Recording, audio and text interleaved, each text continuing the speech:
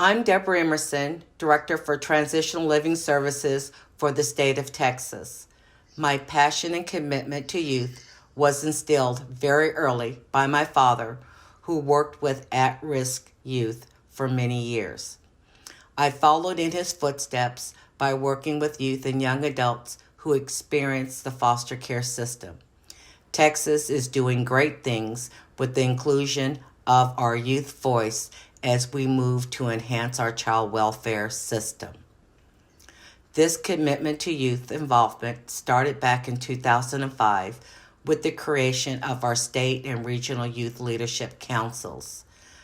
Texas cemented their voice and advocacy with the passage of legislation to formally establish the Youth Leadership Council into law. Through this process, youth have a seat at the table by meeting with senators and representatives at the state capitol and advocating for themselves and their peers currently in care. Through the Youth Leadership Council, I have witnessed their increased advocacy efforts and how many of our community partners seek their ideas and suggestions as they incorporate youth voice into their systems. The most significant act of their advocacy was to support the agency in obtaining paid regional and state youth specialists to represent youth and work directly with the agency and the community.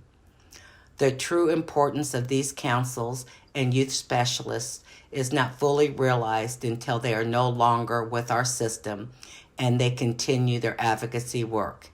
It is not hard to beam like a proud partner when you see the significance of their voice in reforming child welfare. My name is Kayla. My journey began in 2013 when I was suddenly placed in foster care with my little sister. During my time in care, my sister and I were placed in multiple different foster homes. I began to advocate for myself, my sister, and the other youth in my placement for various reasons.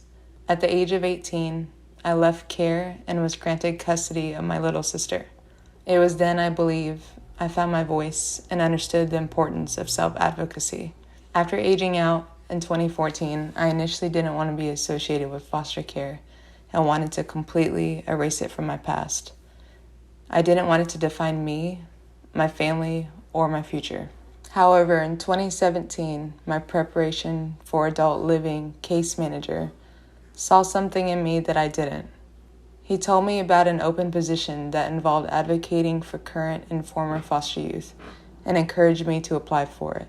In July of 2017, I began working as a youth program specialist in San Antonio, where I facilitated the Youth Leadership Council in my region, where I was able to use my advocacy skills. In October of 2020, I was promoted to state office as the Education Training Voucher and Youth Program Specialist. I'm currently a full-time graduate student seeking my master's in social work. I hope to continue building resiliency, teaching the importance of self-advocacy, and working to reform policy. I've now realized the positive impact that using my voice and lived experience has had in my work. I hope to continue to make a positive impact on the lives of young people in the foster care system. My name is Brittany. I experienced life firsthand in the Texas foster care system. My foster care journey started when I was 13 years old. Unlike many children tossed into the system, I was thankful to find 2 foster homes, the second one becoming my permanent home. I was never involved in youth leadership and care.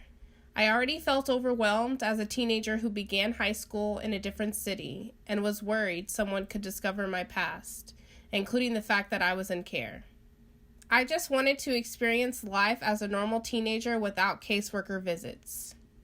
Because of the separation I created in the pursuit of normalcy, I honestly had no idea about the department's youth leadership programs or positions. It wasn't until my preparation for adult living, my PAL worker, encouraged me to apply for the regional youth specialist that I truly began to consider it and applied, though I was still hesitant. I decided to accept the position as the regional youth specialist in 2018. When I started, I looked up to PAL workers and other youth specialists for guidance. My primary tasks were to help shape policy, participate in work group meetings, and attend young adult circle of supports. I held regional youth leadership meetings, teaching and mentoring youth to advocate for themselves. I also was responsible for assisting youth that were transitioning out of care. In 2020, I accepted the position as State Office Youth Specialist. I've learned youth voice is the most important voice to have at your table. Being able to teach, empower, and mentor young adults in the foster care system while being able to relate to them has given me such a rewarding feeling.